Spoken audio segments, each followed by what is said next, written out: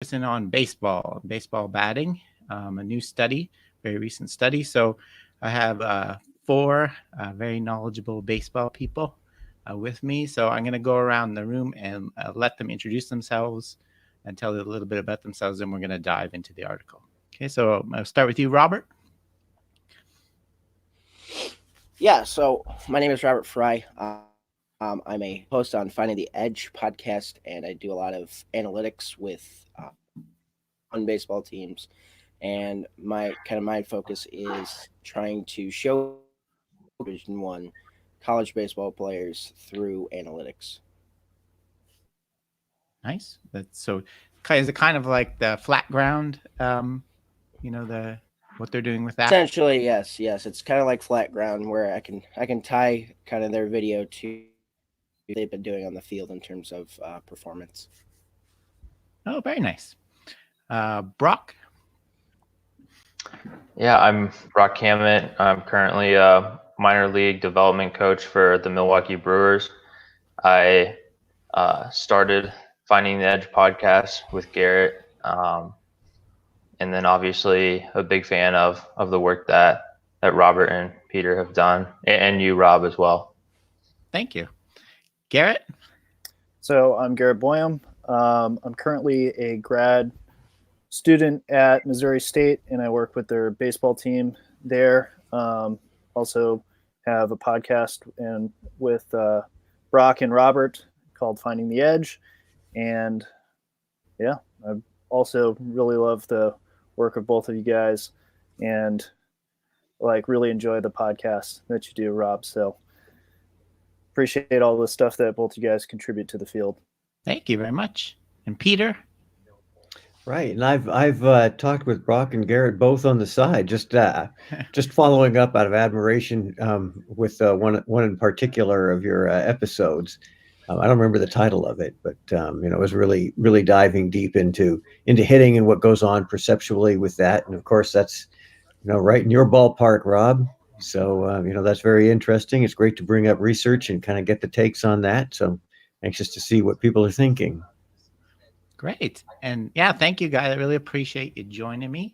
It's much better than talking to myself. So the article we're going to talk about, let me see if we can put it up, is this one. So it's this year article looking at kind of the effects of pitch sequencing and pitch information and they're measuring the timing of the different phases of the swing, which we're all going to get into. But I thought, maybe we can start just kind of your overall general impressions. And maybe we'll go in reverse order here. Peter, what are your thoughts kind of generally about this paper?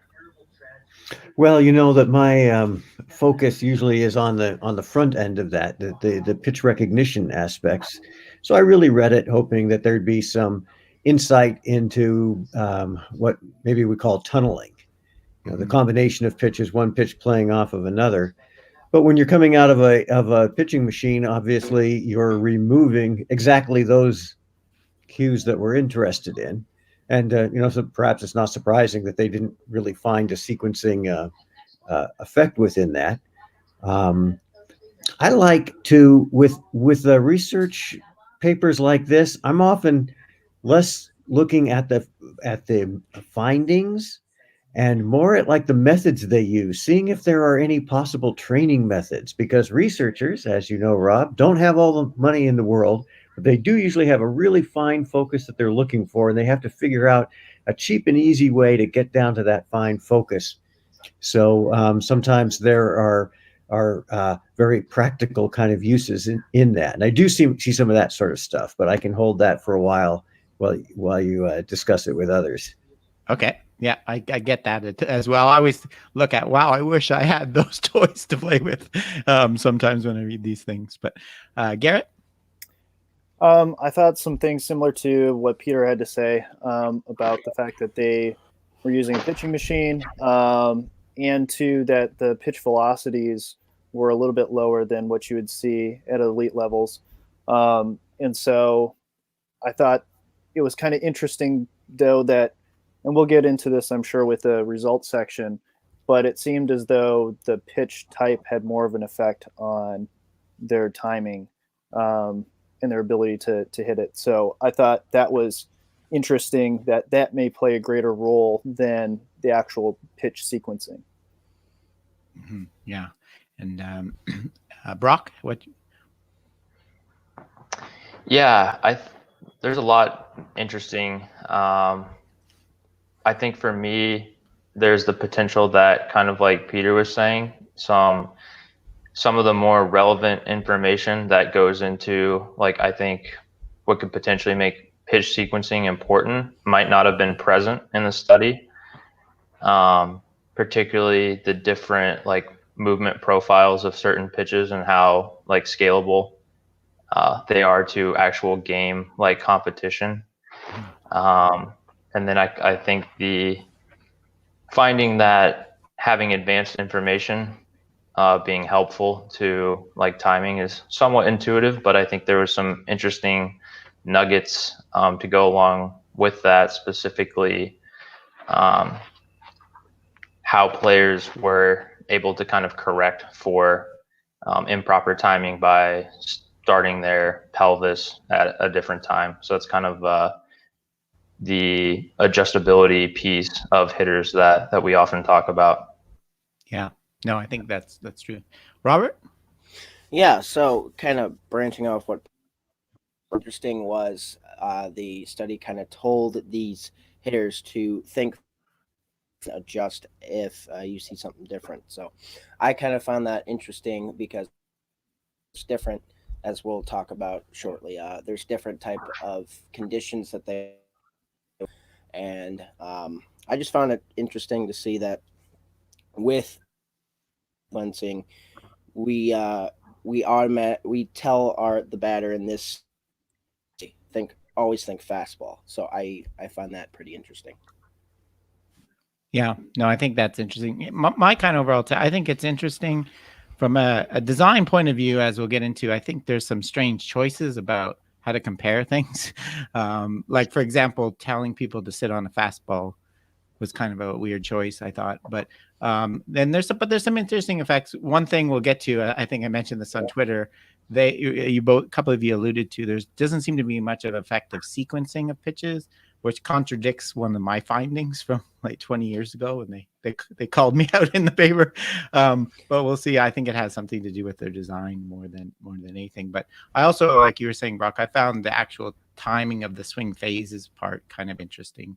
But maybe we'll get in. So if we dive in here, how about I'll go kind of brief overview of some of the methods, and then you guys can chime in. So basically what they were doing was those were high school players, if I remember. Mm-hmm.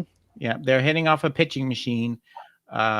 They had 3 different conditions. 2 of the conditions were batters were told in advance what the pitch was going to be on every pitch. And I don't know, did you guys catch, is it just verbal? Did they just say it's going to be a fastball? I think that's what it was. Did I miss something? I don't know if anyone, I'm pretty sure it was just a verbal indication. Yeah. I think so as well. Yeah. And so in the first condition, they called the continuity condition, they were told in advance what the pitch was going to be. And then every pitch was the same type in each block. So they're all fastballs, they're all curveballs, they're all slow balls, what they called. And as Garrett pointed out, I put the speeds up there. The speeds are really slow. Like this fastball is 76 miles an hour in the study. So they had kind of, you knew what pitch was coming and they're all going to be the same. And then they had this open condition where you knew what pitch was going to be coming, but the sequence was random, which is kind of a strange choice. So that's almost the Houston Astros condition, right? They're being told the pitch is not following any sequence, but they're told in advance what it's going to be coming. And then they had this middle condition where there was no sequence to the pitches. They weren't all the same, and they weren't told ahead of time what their pitch was going to be, but they were told to sit on the fastball. Did I get that? Anyone have any comments about that? Is that kind of the basic, what you got out of that? I also thought that was interesting that it wasn't like completely random, and that they took pairs and made sure that each of the pairs, the different combinations showed up I believe, an equal amount of times. So it wasn't completely random. It just had the appearance of being random, which I Good think is point. interesting. Hmm. Yeah, I think they did that for the analysis, right? So they could they wanted to look at what your effect of the current pitch based on the one before. So if you get 2 fastballs in a row, does it change your hitting as opposed to getting a curve then a fastball? I think that was the design. So these conditions for me, that's where I think as a researcher, I would like to have seen a random condition where you didn't tell the people the pitch type, and a random condition where you didn't have sit on the fastball. And so it's not a very well, you design where you cover all the quadrants of possible combinations of things for me. So it's going to make it hard to know what exactly is going on, I think. But basically, there are 2 things they're looking for doesn't matter if you know you're informed in advance verbally what the pitch is going to be, and doesn't matter the order, right? So if you hitting a fastball, whether you got a fastball on the previous pitch, those are the 2 main things they're looking at, right?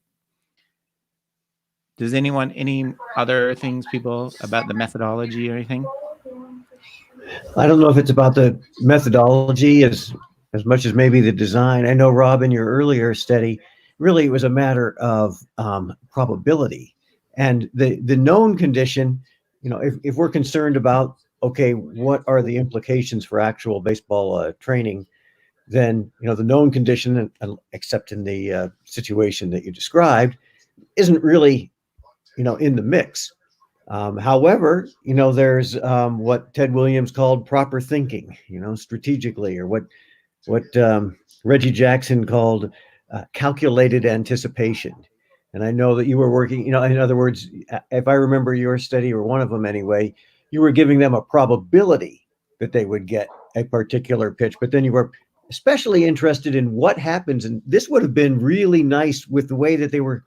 I thought the best part of that was they were really getting into those swing mechanics and all in a way that probably wasn't available at the time you did yours. And it's like, okay, what's the effect? And therefore, what's the cost benefit? Both basically, it's what's the cost benefit of anticipating this pitch based on what you're told and or the preceding pitch.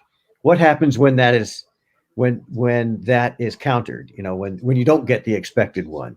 Is the swing then so bad that it's not worth the advantage gained in the other, in the anticipated calculation one? And that would bring it a little bit more into the realm of a question that's probably of more concern to Brock, especially as he's thinking, on the ground with hitters, and not being able to say this is what's coming, but what are the effects of a very strong probability, a very strong sense of probability that's coming. So if they had combined your question in that way with their measurements, where they were really trying to look at some of the characteristics of the swing itself, as opposed to contact, or some result of it, then that would be a very interesting combination. Yeah, no, I agree. I think there could have been a lot of interesting things done. There have been some studies that have done this, but for example, one thing interesting you could have looked at was, what does it mean to sit on a fastball in terms of biomechanically? Does it mean you step early? Does it mean you hold your weight back? I thought they could have taken advantage of it. And your point, Peter, I think this kind of sequencing is meaningless. Sequencing really, obviously in real baseball, there's meaningful sequences. Right. And in this study, probably, Rob, it's the dependent variables that are more interesting than the independent variables. And that is, how are they actually looking at the effects on the swing, and using some of the kind of modern tools and approaches. Yeah. And maybe I could put that, I think I have that on the next slide. So I think they used a combination. So the top one is from their paper. The bottom one is from a paper I really like. I'm looking at a lot lately, a study by Katsumata and Human Movement Science in 2007. So I think in this study they used a combination of ground reaction forces and motion tracking, right? With like force plates and motion tracking, right? So the top is showing, they measured when your front foot comes back down to the ground with a force plate, but then they measured like pelvic rotation, I think, with an optical motion tracker, if I'm not mistaken. And then they had a tracker on the bat and things like that. So they're measuring these phases of the different parts of the swing. And I like the one below because it actually shows you how the reaction forces change as you take your front foot off and bring it back down and so on. So yeah, I thought, like as you said, Peter, these dependent measures, things they're measuring about the swing, I think they had some nice tools and some interesting ways to do it. Any thoughts on that? Any thoughts on whether dividing the swing up into these distinct phases makes sense or is useful? Do you think it's a useful thing? A lot of us do it. I do it too. Is it useful a thing to be doing? I think it's helpful so that we know which part of the swing we're talking about. But wanted to go back just a little bit on what was interesting with the setup.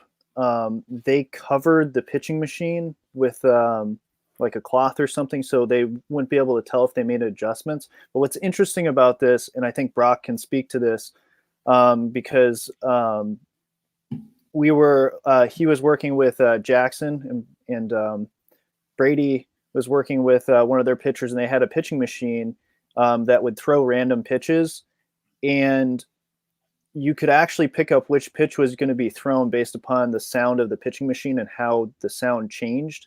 And so the question becomes too, within this study, would the hitters, if they were worried about the hitters picking up the change in the pitching machine, was that actually playing a factor as well into the results that they were getting?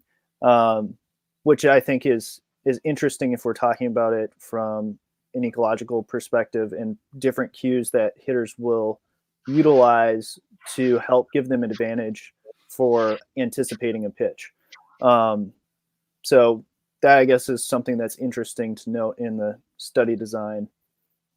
Yeah, definitely. I think that's a good point. I've always said, human beings are really lazy learners.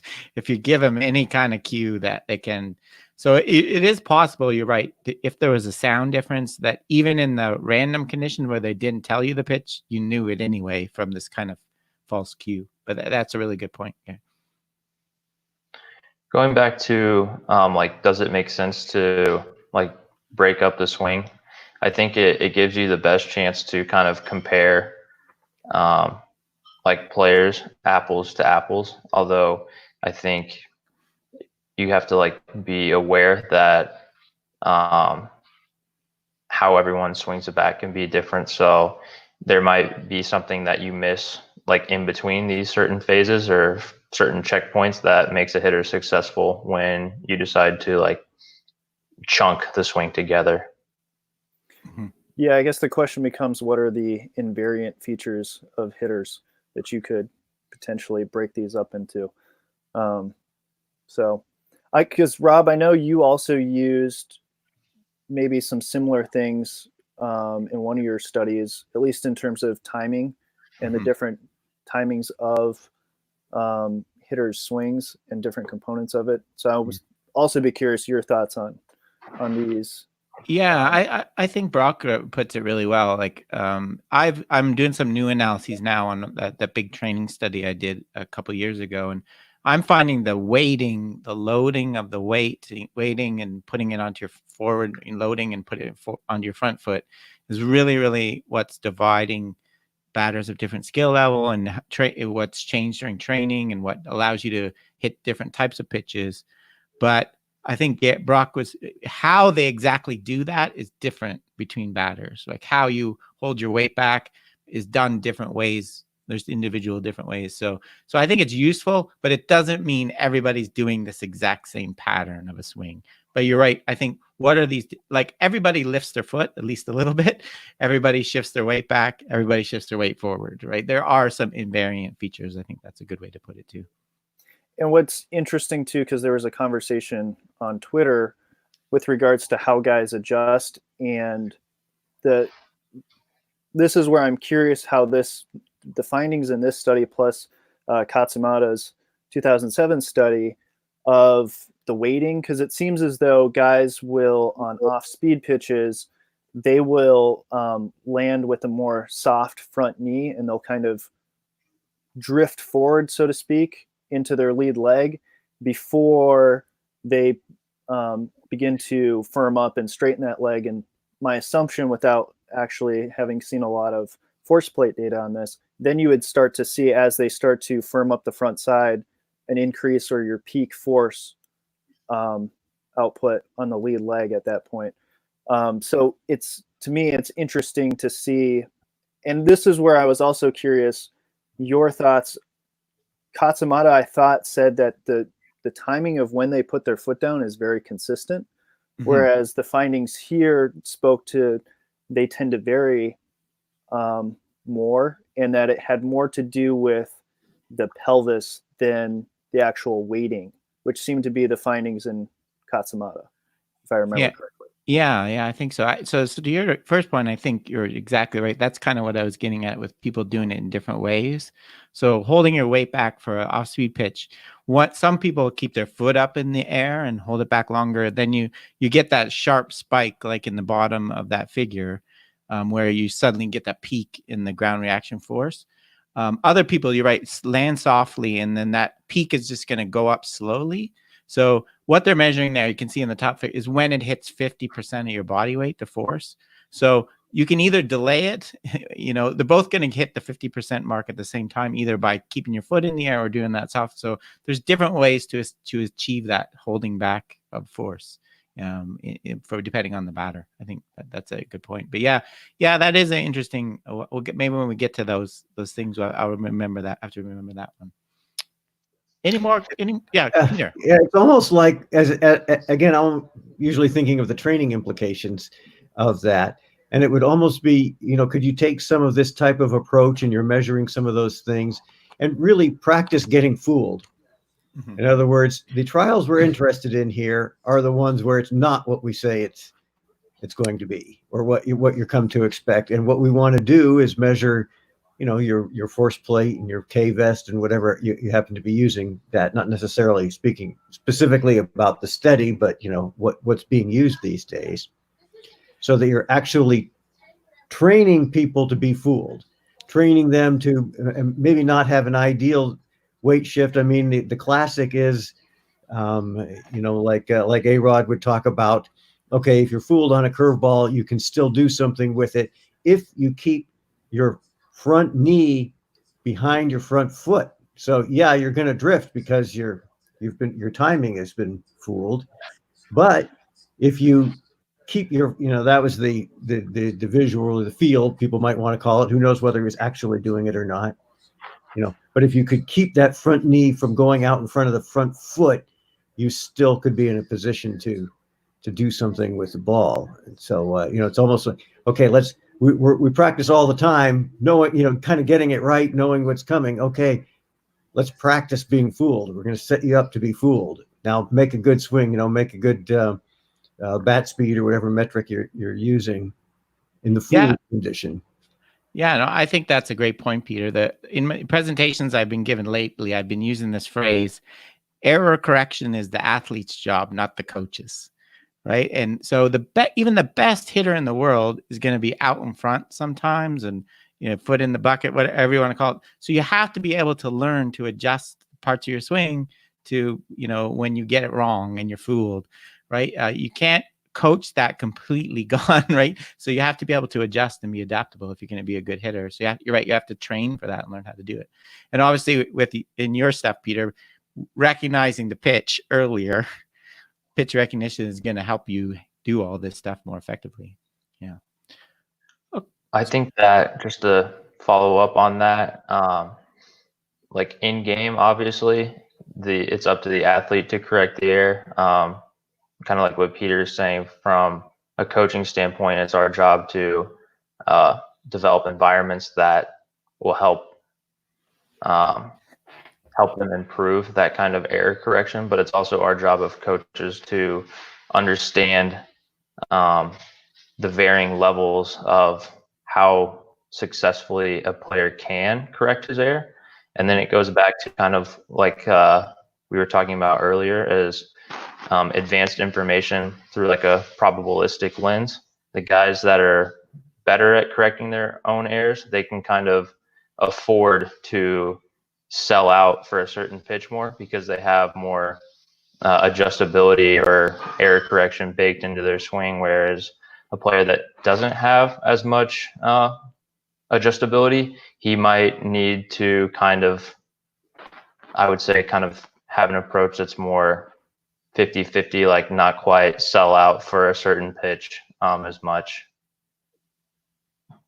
No, that's Yeah, that's Brock, really good if point. you think of a hitter fitting that profile, you kind of think of maybe a Donaldson who's got a lot of motion into that, and yet, you know, he's feeling it. He's soft with the foot, and he's kind of giving himself that chance. You know, he's got a wide margin of error for somebody who's so ballistic in his swing. He builds into it. It seems like a wide margin of error. Yeah, oh, that's a good point.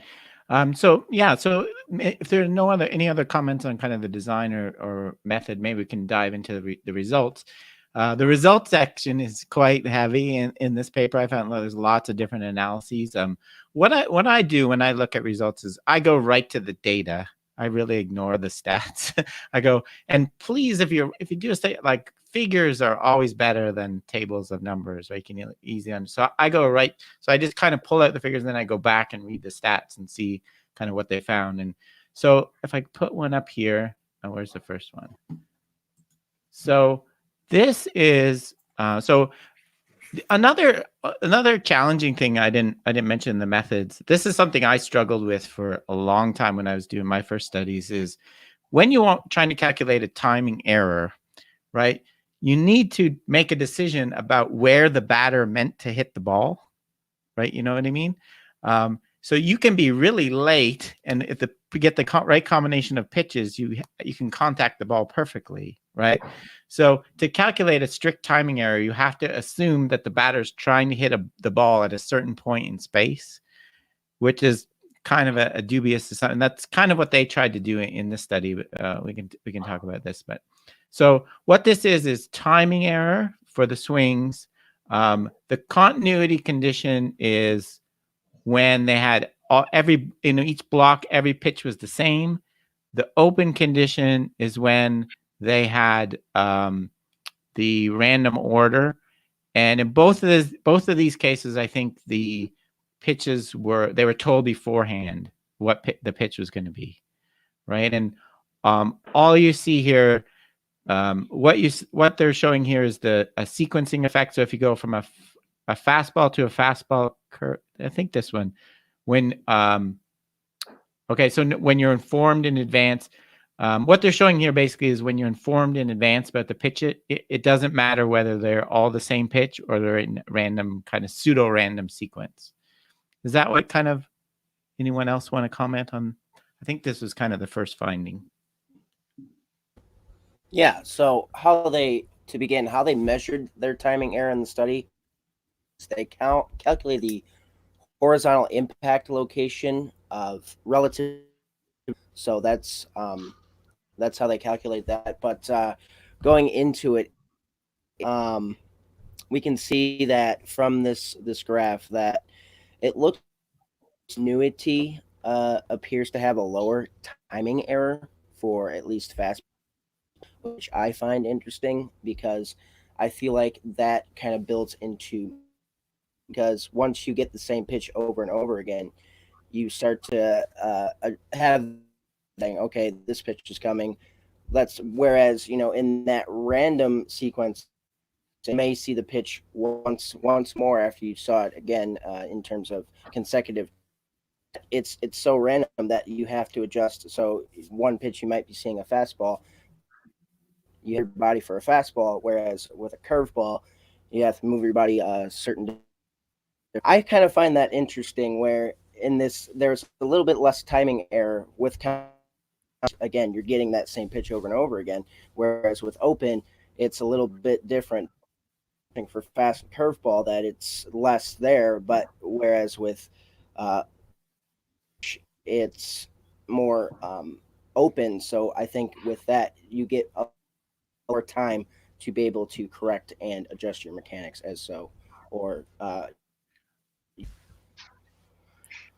Yeah, the other thing that I take from this graph is so the timing errors there are shown in milliseconds. the number I've always used in my studies and things is plus or minus 9 milliseconds is the range for successful batting. I think Terry Bahill calculated that. So these are all within that's why they hit the ball. Looks like to me they're always late on the fastball and always early on the slow ball. For some reason, even when they're in the blocked condition, which seems weird. And even it's not like they're super fast pitches either. So I don't know if that was anything found interesting, but. Well, and two on this, what I found interesting on the methodological side too was the fact that they verbally said whether or not they were early, late, or on time. And I thought that was interesting because that also, I think, kind of plays into this as well. And when you're talking about how they decided, where the location was kind of supposed to be. And two, with the results, finding that between the continuous and open condition, there wasn't that great of a difference between their error rate was pretty close to being the same, which tells me that even if you know what's coming, it's still not good. You're still not going to be perfectly timed up and optimal. And so, which is, if we go back to kind of your carrot for this conversation being the Astros, was going on with the Astros, you would still see pitches where they knew it was coming and they'd fall it off or still swing and miss. And so to me, this just goes to show, like, hitting is hard. Even if you have the same pitch come at you over and over again, you're still going to have an error rate. And so, even with the advanced information, it only gives you a slight edge over, as we'll get into, over just not knowing. But it doesn't have any greater effect than just having the same pitch being thrown to you over and over again. Yeah, no, that's a really good point. Right.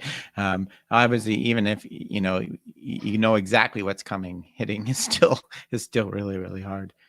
Maybe I'll go to the next one. Let's see. So basically, yeah, this is just showing, in these two comparisons, there wasn't really much of an effect of them being blocked versus kind of the pseudo random order.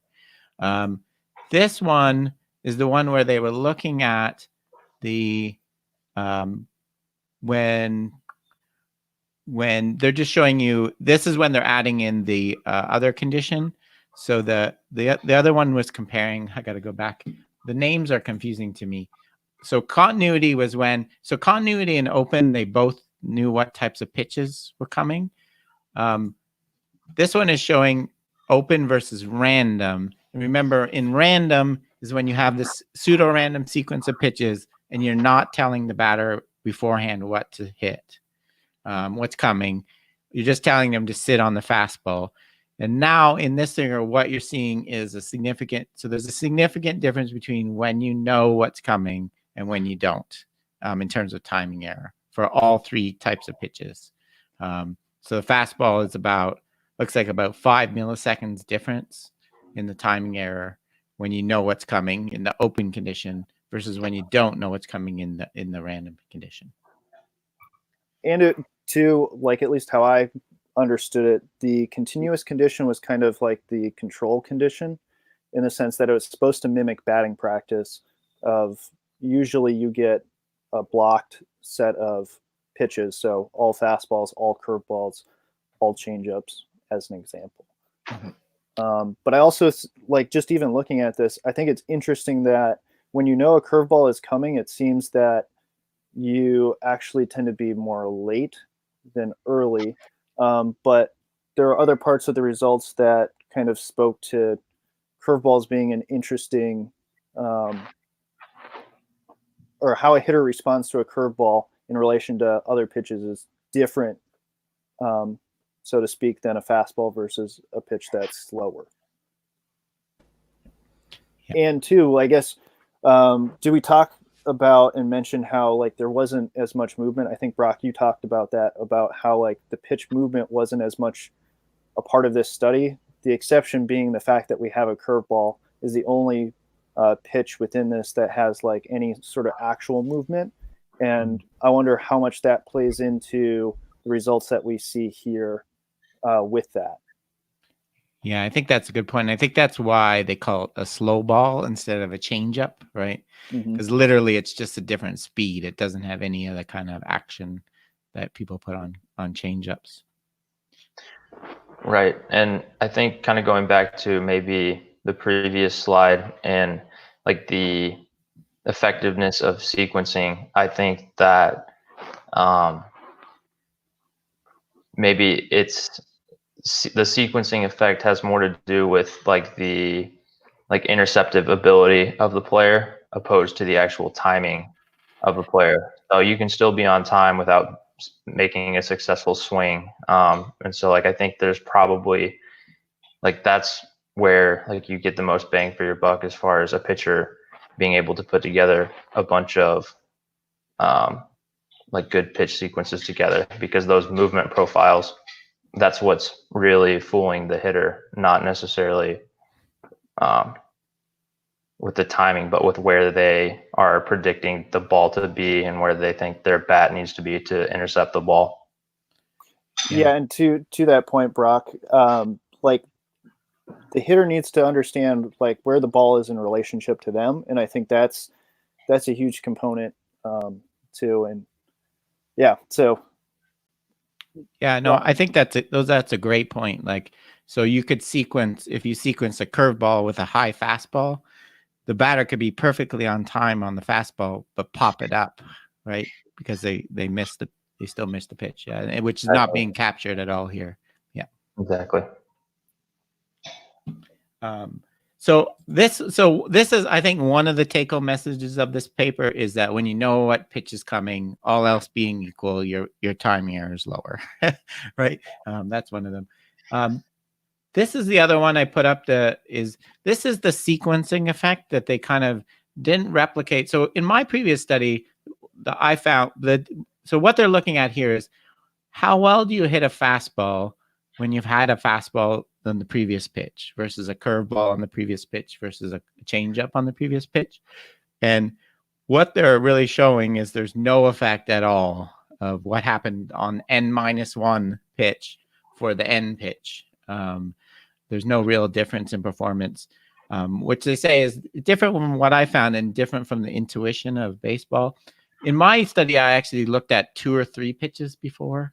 So I think that's part of the difference. When you throw 2 fastballs and then a changeup, it messes people up versus just 1 pitch before. So I think that's part of what's going on here. Did anyone? So the sequencing in their study really had very, very little effect.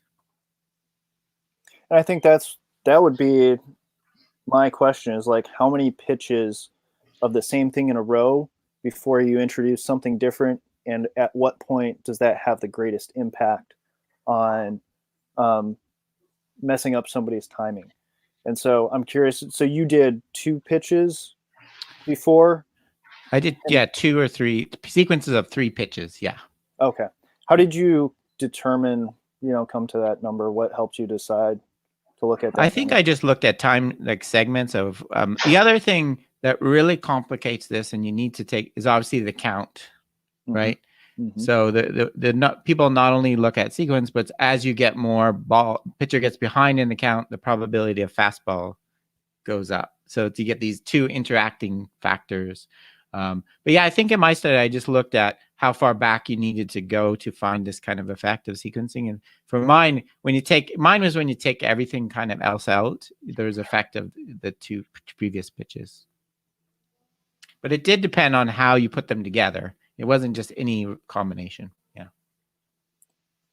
Where did you kind of pull that data from? Like, how did you determine that? Because I think that's kind of what's interesting is to, how do you parse out how many previous pitches or the sequence? Because in essence, that is the whole question of the study is sequencing. And how would you better design a study to parse out the sequencing effect? Yeah, I don't know. I think to me it's hard to. I think they would need to look at longer segments of pitches and look at. So they really designed it so you could only compare that. You were like you were saying at the start. It's not perfectly random. They were making sure there was lots of fast But you really would need a longer sequence of pitches, I think. I also think telling people to sit on the fastball, I would rather not give any instruction at all and see what they do instead of, thought that was kind of leading people. In my study, I didn't do that. So, but that, I think the main thing they would need to do is look at longer segments, a bit longer, which I don't think they could quite do in their study. They don't have enough data.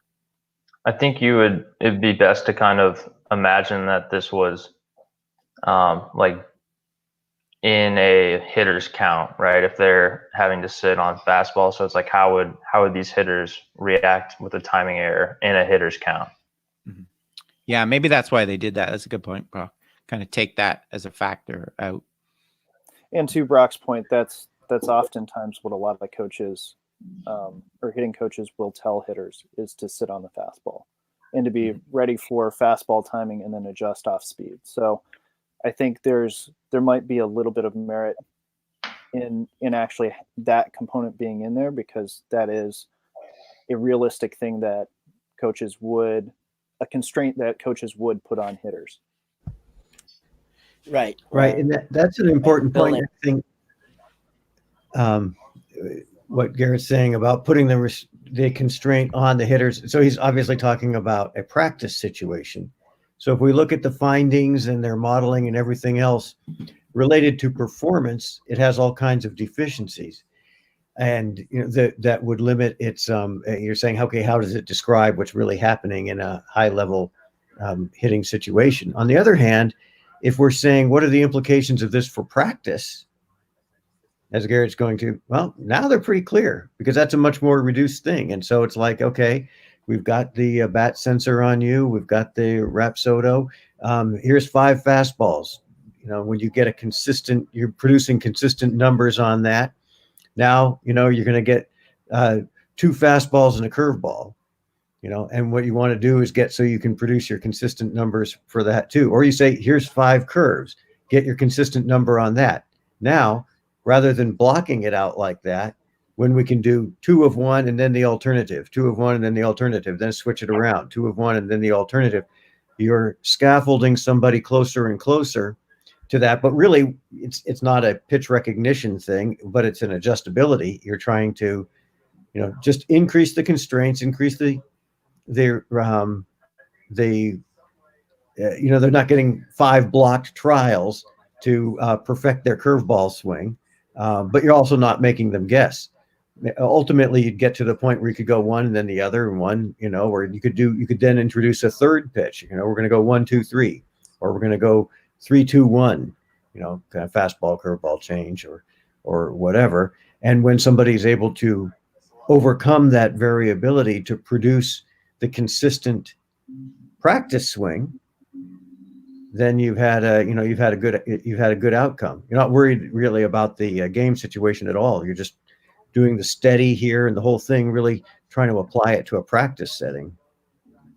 Yeah, no, that's good points, Peter.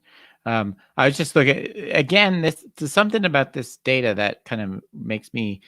Again, people are always late on the fastball and always early on the slow pitch. If you took out the curve, I'd wonder, it's like people are making one swing for every pitch, and it's just the pitch type is determining the error. They're doing this. This is kind of the pattern you would expect if people made the same pitch swing on every pitch. So I'd have to calculate, but something seems a bit weird about that, but I don't know. I have to dig deeper. But I guess the next kind of data that looked at was looking at the actual segments of the swing, breaking it into those phases. Did I miss something, or did they drop the conditions at this point, right? They didn't look at how the random versus continuity versus open affected the phases of the swing. They switched to the groups that I was talking about, whether it was early, on time, or late. Yeah. So what did they do for that? They're just looking at, I would assume, when the kinematics occurred in each of those conditions of early, acceptable, or late. So if it's a diamond, they were on time. If it was a triangle, they were late, and if it's a circle, they were early. And so I guess they're doing a comparison of the kinematic sequence for when they were on time or they had an error, so to speak. And that's from the swing. That's what I found kind of strange. You have all this super fancy equipment, and then you're categorizing in huge, lumping all the late swings together, all the acceptable and all the early together. I found kind of a strange, but you're right. I think that's what they did. So they took the swing errors and lumped them into one of these three groups. And this was based on this wasn't based on people's judgments, right?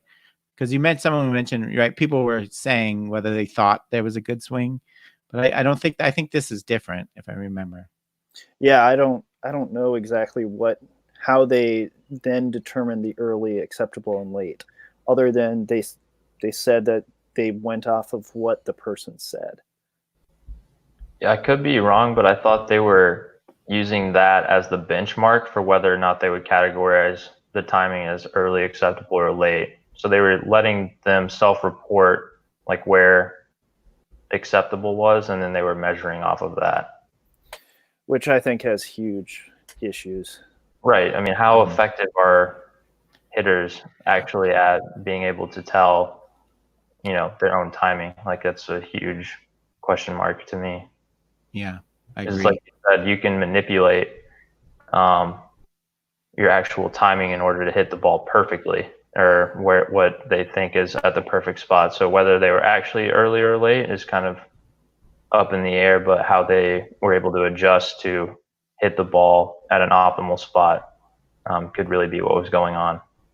Which I think is hard to tell from the standpoint of you can be late, hit the ball late, and still square it up and have good exit velocity, good launch angle, and have a positive result. And so that's where, I think a lot of coaches, we do get on like, well, were you early or late or on time?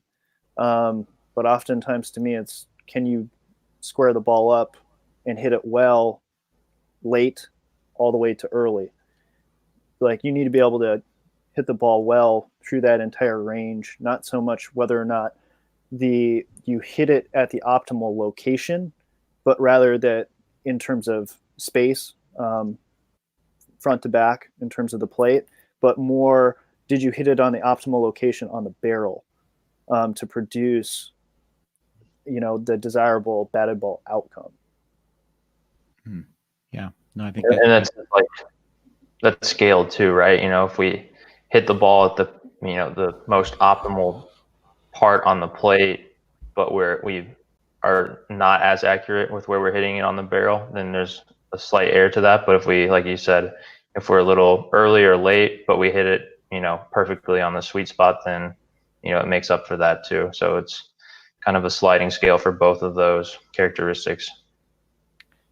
Yeah, there's something I point out. This would be like a little advice I give people if they're doing in this kind of analysis. Whenever you're doing this kind of analysis where you're looking at the phases of the swing or how it unfolds, I would always plot it both in terms of time to impact that they have here, but also time after release, right? Because I think some phases of the swing are adjusted relative to when the ball's released, and some of them are adjusted to when. So you get kind of a different story, but.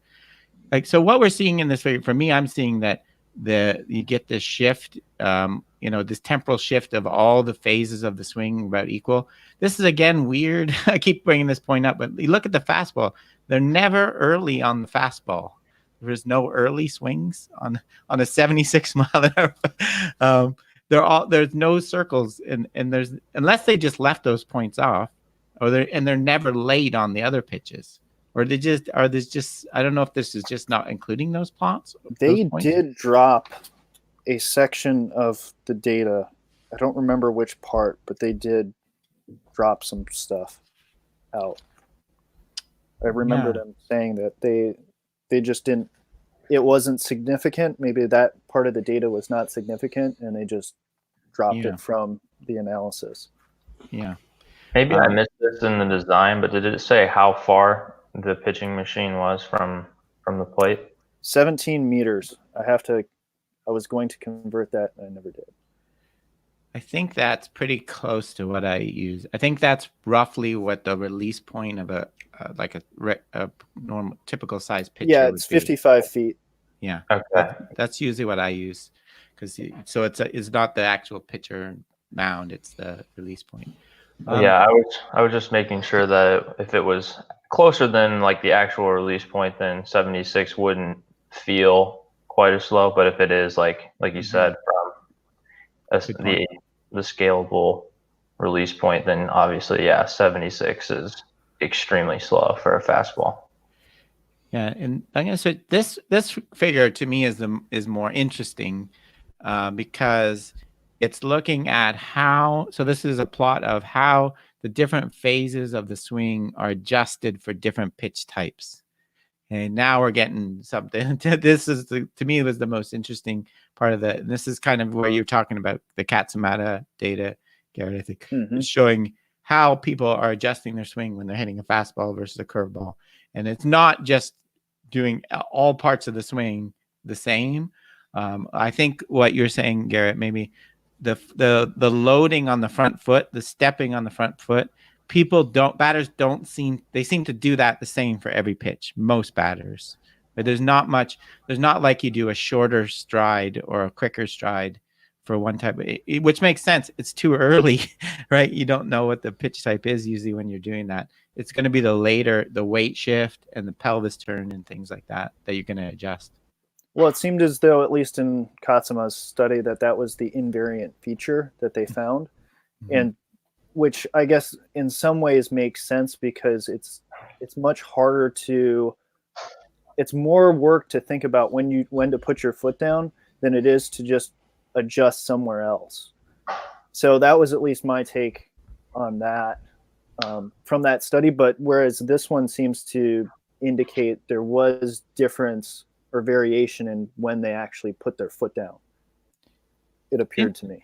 Yeah, in this figure, Peter, where's pitch recognition happening? Like time to, is it 200? I think that pitch recognition can happen all the way through that swing. I mean, the Mueller and Abernethy model, you've got early recognition cues that lead to bottom half adjustments, large muscle adjustments, and then you can be making hand adjustments right up until probably that 5 to 7 feet in front of the plate. That's why they talk about going into the shoebox, right? Because you can only make late adjustments. You can make some big adjustments early, but by the time you've started your turn or your pelvis turn there, you're only going to be able to make hand adjustments that are, plus or minus a ball width. So you've got three ball widths of height maybe on there. So yeah, I think you can recognize all. It's not serial. It's not recognize and then adjust. Yeah, you're gonna recognize, adjust, boom, through that.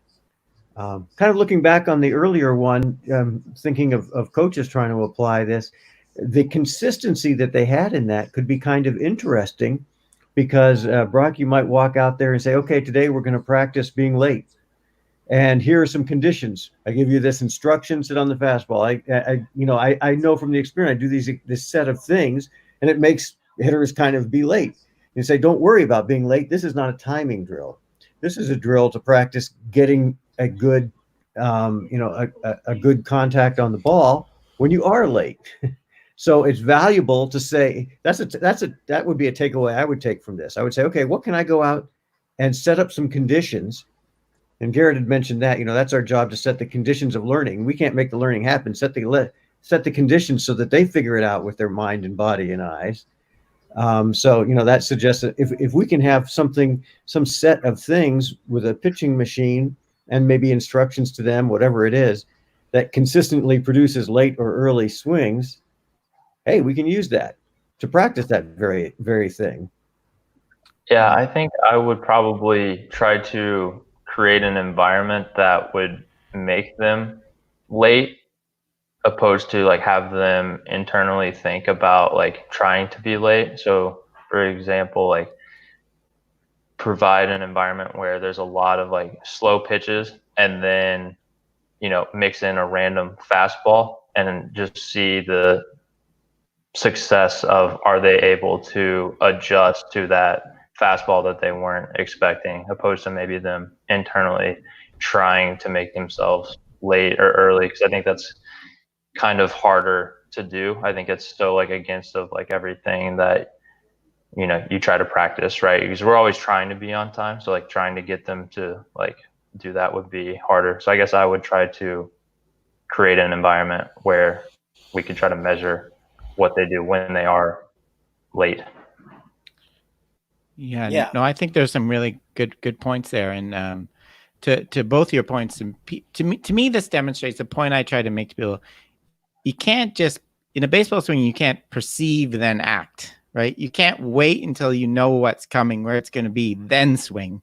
There's not enough time for that. You have to be perceiving and acting all at the same time. They have to be happening simultaneously.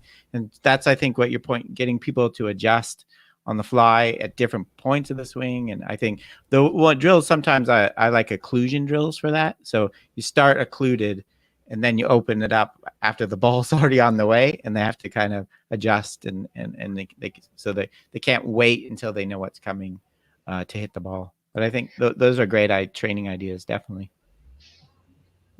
Yeah, I really like Gibson. Yes, you caught the reference there. You caught the keep it coupled reference there, huh? Any more thoughts on kind of the results of this? So I think there's I think there's some interesting things, but I think there's enough, like the things we pointed out about the pitching machine and the conditions. I don't know what you can take out of this in terms of practicality. Obviously, knowing what's coming helps. I don't think, to me, this doesn't convincingly demonstrate that sequencing doesn't affect it, timing. To me, I don't think that.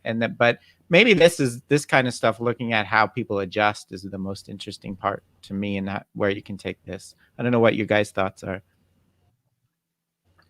I mean, I think a huge limitation is the mere fact that they used a pitching machine. And so the question becomes, especially to me, what is the most specifying information? Is it the fact that, does it come from the pitcher and the pre-pitch kinematics, or is it ball flight? So like what you were saying, Rob, of occluding and then the early part and then just having the ball flight information, does that provide more specifying information, or is it the third option, which would be a combination of the two?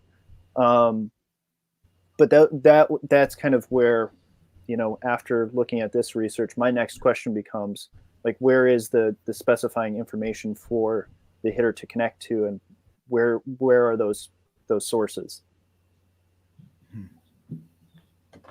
Any other thoughts? Anyone on the I think, you know, obviously I think this some point ways makes the message, you know, that a lot of people are adopting, that using the same settings on a pitching machine over and over is not a good way to train. You need to add variability to teach this adjustability we're talking about. Yeah. Mm-hmm. So any more concluding thoughts? Anyone? Before we sign off, I'm going to ask you guys about the stuff you have going on, but I didn't know if anyone had any more on this paper.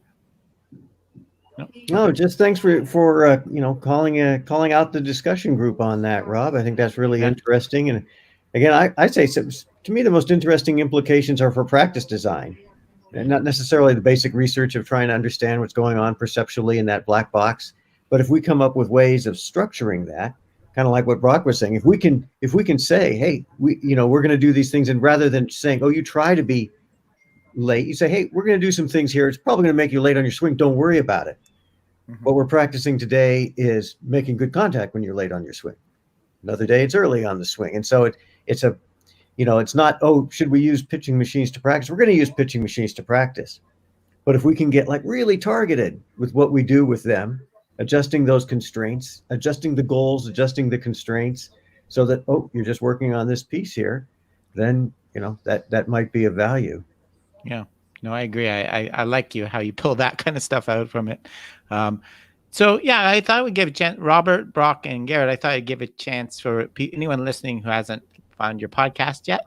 maybe you could tell us a little bit about it and maybe what you guys are planning with it. That it's Finding the Edge podcast, right? Mm-hmm. Which Brock came up with the title of that when we were doing our first episode. And the main purpose or intention behind the podcast is to discuss motor learning theories as well as data analytics and how those two things can coincide together, especially when it comes to baseball. Rob, your podcast is awesome, but it also covers a wide variety of different topics outside of baseball. And so our goal was to actually have a podcast that was focused specifically around baseball and those ideas that you cover. Oh yeah, no, I think it was a great idea. You're right. I think pulling in the analytics piece is different than I do, and I think there's room for lots of these. and definitely, no, I think it's really enjoying it. And Robert, you're joining them full time now. Yep. Yeah. Brock is now busy with the Brewers. Yeah. Yep. So I unfortunately can't